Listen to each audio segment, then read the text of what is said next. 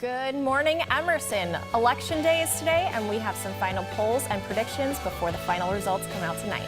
And the Chicago Cubs have had an eventful week after being crowned world champs. Augie Vanderveel will give you all the details on their outings. All that and more today, Tuesday, November 8th. I'm Claire Gomes. And I'm Sean Stackhouse. We have a fun show for you this morning. We'll be joined by tech guru Jack Dodge, who's going to be telling us how YouTube is taking over. And we have Bo Sallant of the Emerson College Polling Society to give us the final results before tonight's election's official results. But we have some predictions ourselves. It's election day, and we here at GME are wrapping up some final predictions for you. According to CNN's Electoral College map, Hillary Clinton is currently leading the race. She is still below the 270 electoral votes needed to secure the election, but she does have a lead over Republican nominee Donald Trump. Hillary would need to secure one of the 6 battleground states before the day is over in order to win, while Trump would need to secure all 6 to gain the 270 electoral votes needed for him to win. We're still not sure if the losing candidate will concede. Trump has still not said whether or not he will accept the results of the election. It's going to be a long night of counting votes and watching those battleground states like Florida and North Carolina, but the results should be in by midnight at the latest. That being said, the majority of swing states are on the East Coast, where polls will be closing at 8 p.m. Eastern Time, so we may know sooner who will be the next president of the United States. Sean, I know I sent my absentee ballot a few weeks ago. Are you going home to New Hampshire to vote today? No, I'm actually going to be voting in Massachusetts, New Hampshire, my home state, but as a college student in Massachusetts, I'm going to be able to vote on the 4 ballot issues as well as for president in Mass, which is very exciting. Exciting to be doing our civic duty. There's a lot going on in the U.S. and the world outside of the election, so for that, we go to news correspondent Moses Small. Thanks, Sean and Claire. There's a lot of news this morning, and here are the day's developing stories. Hillary Clinton's emails are back in the news with information that could sway voters on Election Day. FBI Director James Comey had a second investigation into Clinton's emails and said that she won't face any additional charges for them. This second investigation started after the FBI looked into former Congressman Anthony Weiner. Weiner previously shared a computer with Clinton aide Huma Abedin, but no new information was found by the FBI. The Trump campaign argues that the investigation was mishandled, but this probe is closed, and what could be the last we hear of Hillary Clinton's emails before we elect a new president. And the next story, there was a shock at a Trump campaign rally on Saturday. Donald Trump was rushed off stage mid-speech by security in Reno, Nevada, when an audience member shouted that someone had a gun. Secret Service apprehended 33-year-old Austin Kreitz, but found no evidence of a weapon. Kreitz was instead found with a sign saying Republicans against Trump. Upon hearing of a gun scare, Kreitz claims that audience members jumped on him and that he was scared for his life. He was accused of being planted by the Clinton campaign, but denied this. Kreitz identifies as Republican, but in a recent interview commented that he'll be voting for Clinton on Election Day. Stella Figueredo, an immigration lawyer who owes $1 million restitution to victims of fraud, was found working in Boston. In 2010, the state of New York shut down Figueredo's nonprofit, the American Immigrants Federation, for making false promises of green cards and citizenship to immigrants. She never provided the services and left the state after paying only a fraction of what she owed to her victims. This weekend, Figueredo was found working in her daughter's law office in Boston and still owes $1 million. Now that she's been found working under a different name than she did in New York, officials in both states are looking to ensure that she pays back everyone who has promised false immigration services. Sexual assault is a huge issue on any college campus, and Northeastern University is in the middle of a lawsuit from a student. Morgan Helfman was assaulted in 2013 and claims that the school mishandled her case. According to the lawsuit, the student who assaulted Helfman was found by the school not to have violated the code of conduct and even remained living in Helfman's dorm. She commented on this. Let's take a look.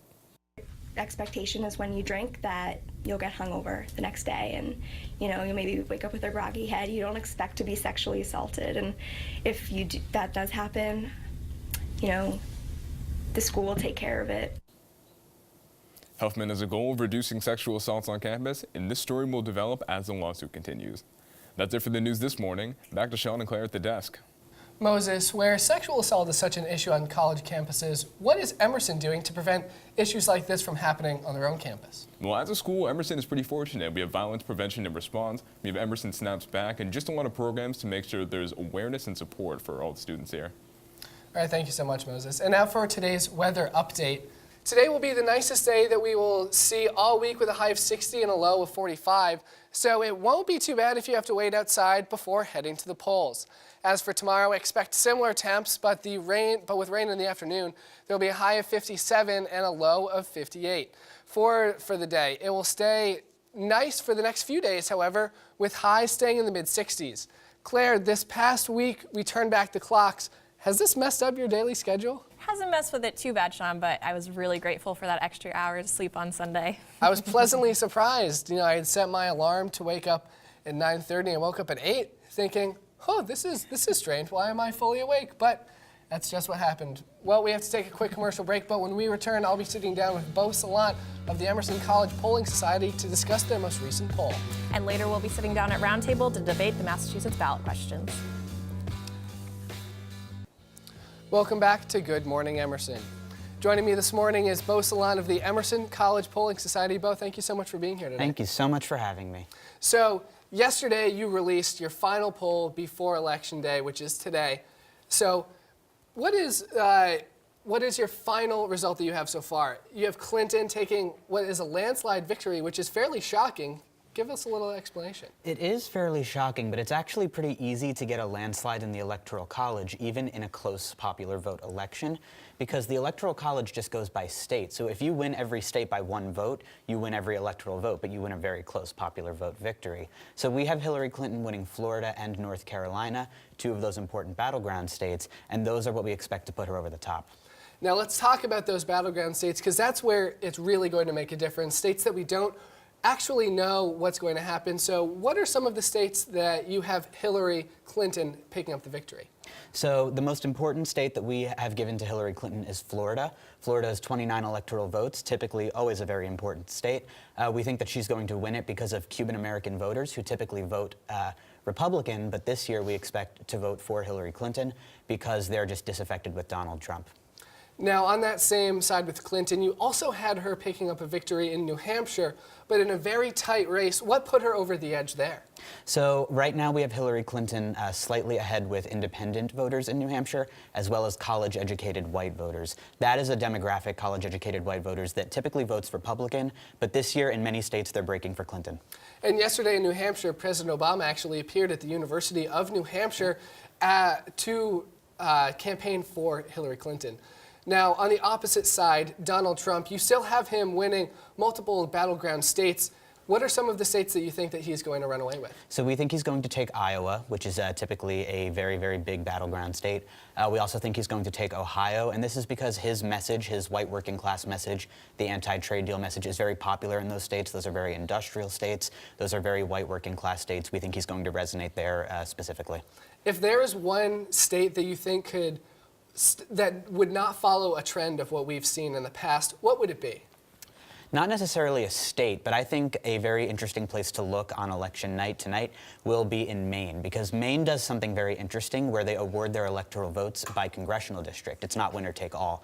So if you want to look at an area that might flip that not a lot of people are really particularly looking at, look at the first congressional district in Maine, or the second one, because both of the congressional districts can really go either way.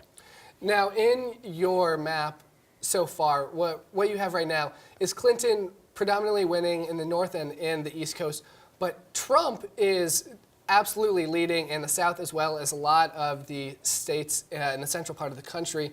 What is the explanation behind that? Well, different regions require a lot of different attention. There's different issues that go on in all different kinds of states, also a lot of different cultural stuff going on. I know that in the South, as well as in the Midwest, a lot of eminent domain issues are really popular. Typically, Republicans are against eminent domain, so that's why those states break for Republicans. In the Northeast, it's much, much different. A lot of social issues are important there. Democrats are more popular with the social liberals, obviously, and a lot of energy issues go on specifically the West Coast in California. Climate change, big issue as well. So that's why we typically see Democrats do better in those states. Now, last season, during the primaries, you were actually named the top college polling society by Bloomberg Politics. Mm-hmm. So you know that these are the most accurate numbers that you will see. Bo, thank you so much for joining us. Thank you. But now we will send it over to Augie Vanderveer, who has all of the sports news from this past weekend. Thanks, y'all. Here's what's happening in the wacky and oft-times wild world of sports. Human sacrifice, dogs and cats living together, mass hysteria, the Cubs are world champions. And Bill Murray, who spoke that classic line, well, the first part, had front row seats. The Cubs superband celebrated with the team afterwards and even performed a slightly inebriated but great interview with Cubs president of baseball operations, Theo Epstein. Anthony Rizzo called Murray an inspiration and thanked him for the 5-Hour Energy sponsor Murray gave him before a Game 4, a superstition he repeated for the rest of the series. But it wasn't all hugs and champagne for Murray that night, and the Cubs and Murray paused to reflect on their now cast-aside legacy as lovable losers.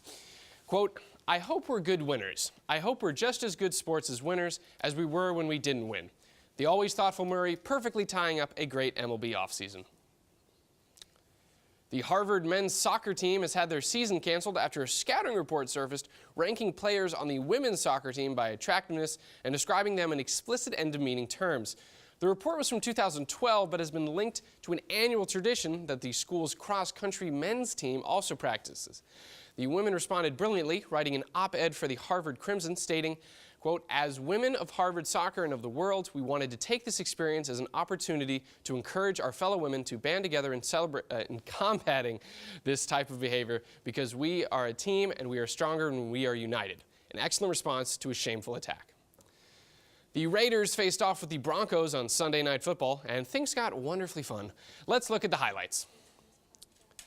We'll start out with an improbable catch by Raiders wide receiver Seth Roberts, and follow that up by Von Miller making his money on the defensive end with a sack. And here is Latavius Murray coming up, stretching over the goal line for the score. And here is Broncos quarterback Trevor Siemens with a long bomb for the touchdown. But it was the Raiders' night. Their offense simply unstoppable, with Latavius Murray bulldozing his way into the end zone again. The Raiders went on to win 30-20. Chiefs tight end Travis Kelce got into a bit of a throwing contest with the referee last night. Let's take a look. Official may have said that ball was too high for Kelce. Oh, Kelce is hot. Now he's ejected from the game. He's out. There must have been. So Kelce was upset that no flag being thrown for pass interference. So he took matters into his own hand and threw his own flag, a very gross towel, at the ref. The league-sanctioned lawman responded by channeling Bobby Shmurda's hat flip. An actual mature ref throws a flag, and then a seemingly uninvolved Aaron Colvin begins jovially throwing imaginary flags everywhere like an Easter bunny for fines.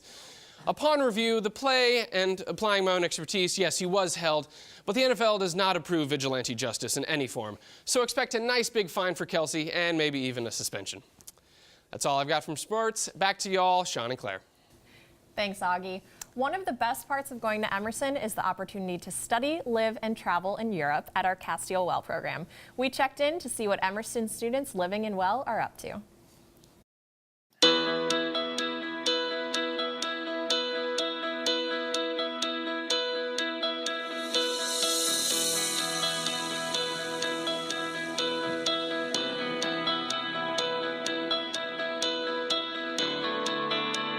Hi, and welcome to the place that about 80 students have been calling home this semester, Casteel Well.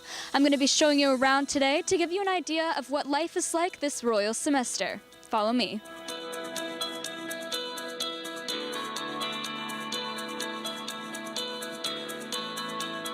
Casteel Well was built in the 13th century and is located in the southeastern part of the Netherlands. This building is actually a Dutch national monument since it was originally built for a duke who envisioned a place of sanctuary after the Crusades.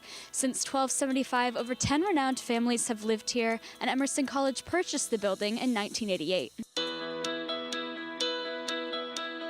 The castle was actually built over the course of several centuries to what we have today: the main castle, the new wing, and the Voorburg building. This here is the view from the back of the castle. Let's head over this moat to Dolcia's Lounge.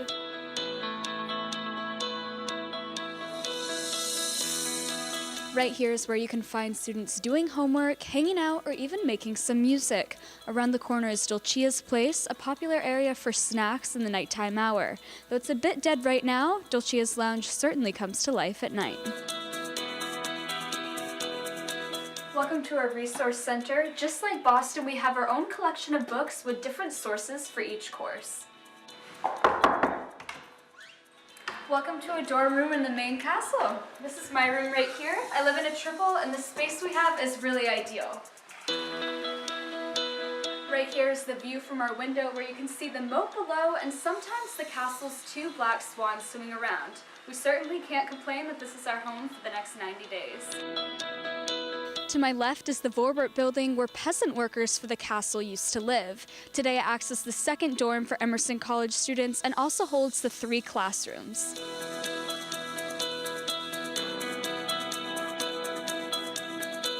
This here is one of our VB rooms. This tower actually used to be the prison cell for the castle, but today it hosts 3 of our students. Thanks so much for joining me here at Casteel Well. This has been Chloe Tebow for Good Morning Emerson. Back to you in Boston.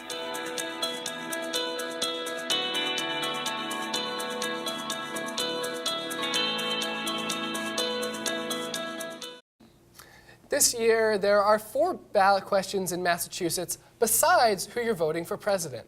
So for Roundtable today, we have Tina Safford and Ali Martinez from Emerson CPLA to talk about the ballot with us. Thanks for joining us, guys. Welcome to the studio. Thanks for having us. So let's go over the ballot questions and just kind of get some pros and cons on each. So the first question is casinos in Massachusetts. Can you guys explain what the ballot question is and how it's going to affect voters? Absolutely. Do you want to go first? Sure. So the first question is about having a slot open, a casino open in EC, and basically supporters are saying that they want it because it would promote jobs in Boston, and it would give $80 million in revenue each year, which just boosts the economy for Massachusetts. Exactly. There are people that are against this, however. Tina, do you want to explain why some people aren't in favor of this? Right, so this bill actually is specific for Revere, and so it actually gives them permission to kick over 300 people out of their homes in this trailer park they want to build a casino on, which is very unfortunate.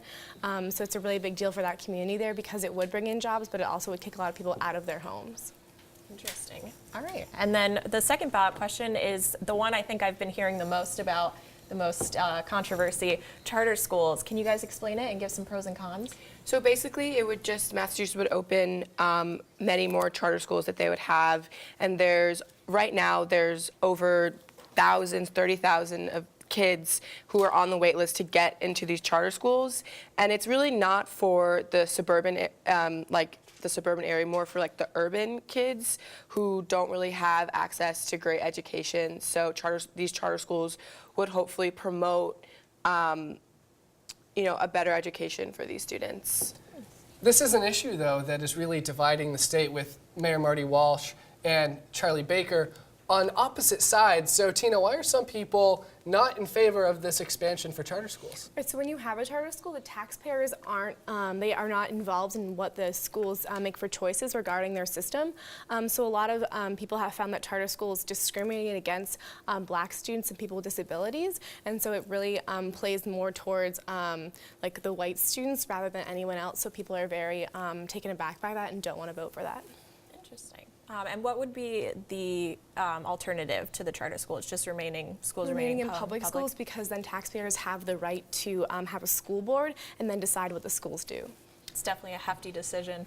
Now, one issue that hasn't really been brought to the forefront as much, but it's still going to be on the ballot, is cage-free animals. Ali, do you want to talk a little bit about why some people are supporting this issue?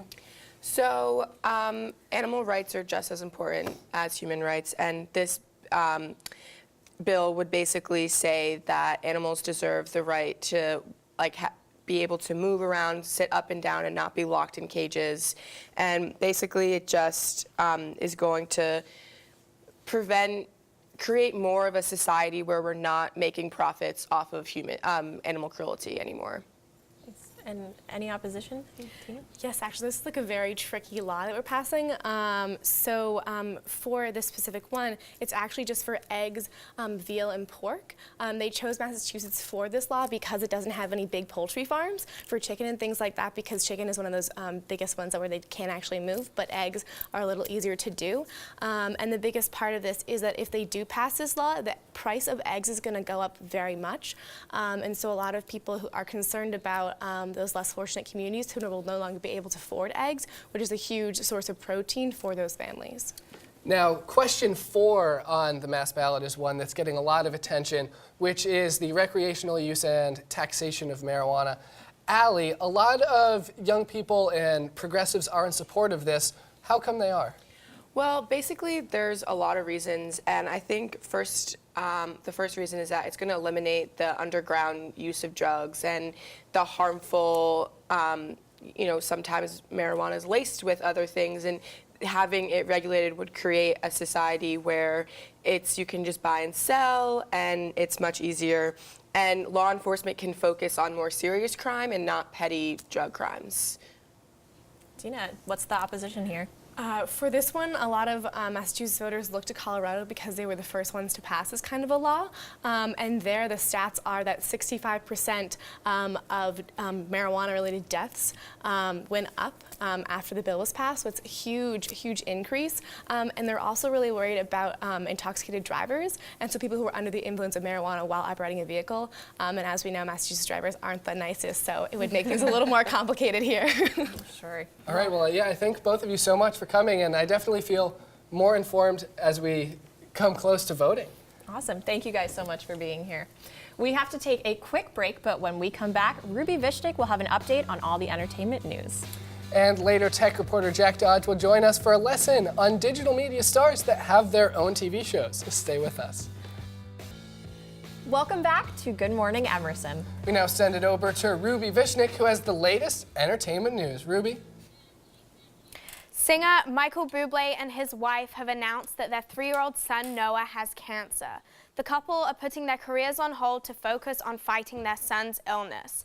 Family members have said that the diagnosis has broken them in half. Bublé's devotion to his family is evident. They go on tour together, and his home life is frequently the highlight of his social media accounts. The type of cancer that Noah has not yet been confirmed. However, Bublé's wife, Louisiana's sister, wrote on her Facebook that it is not leukemia. An outpour of sympathy from fans and friends has occurred on social media. Along with all of that support, we here at GME are wishing the whole Bublé family well. Following the announcement of Brad Pitt and Angelina Jolie's divorce, the question of what is to happen with their children has been a hot topic. Jolie's petition for divorce included her request for sole custody. The main reasons for this being the accusation that Pitt was abusive towards their son Maddox. Pitt has denied any abusive behavior. Pitt is reportedly seeking joint physical custody of the couple's 6 children. This was raised Friday in his response to Jolie's divorce filing. In September, Pitt and Jolie reached a temporary agreement that granted Jolie's request while permitting Pitt to see his children under supervised conditions, if he agreed to drug and alcohol testing. Pitt has reportedly only seen Maddox once and the rest of his children twice since the couple's separation.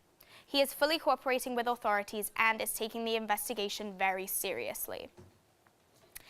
There may be a new hot Hollywood couple if the rumors about Joe Jonas and Sophie Turner prove to be true.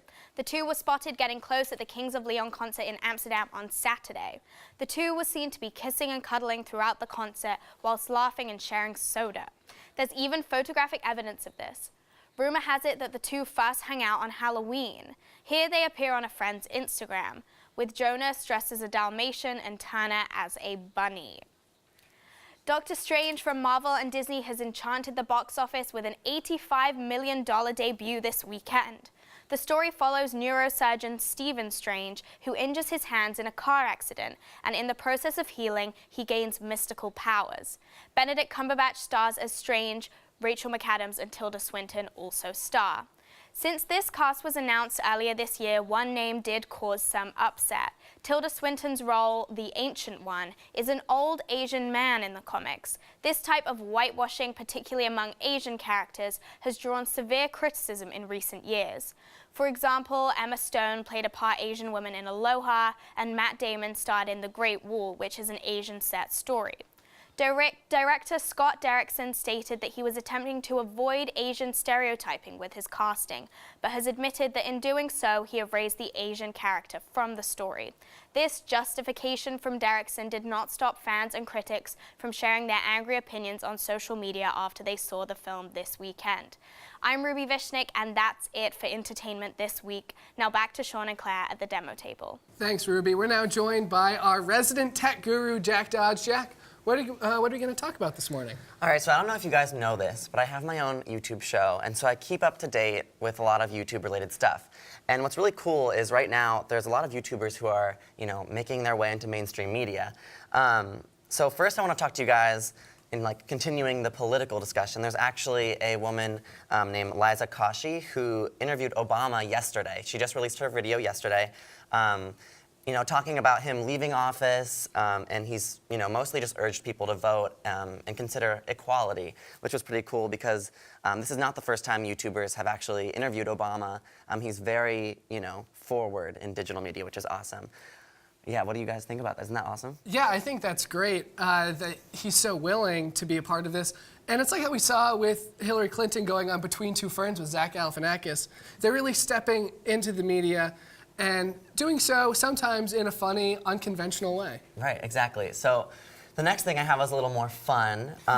There's a new show called Haters Back Off, which I'm sure Claire actually knows.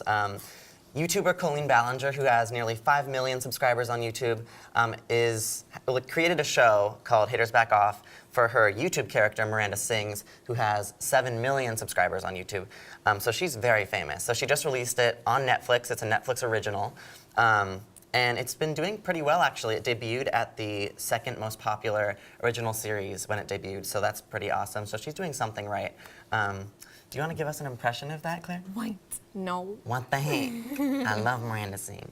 It's just crazy to think that these stupid, silly videos that I sent to my friends years ago are now becoming Netflix original series. It's kind of awesome. It's really awesome.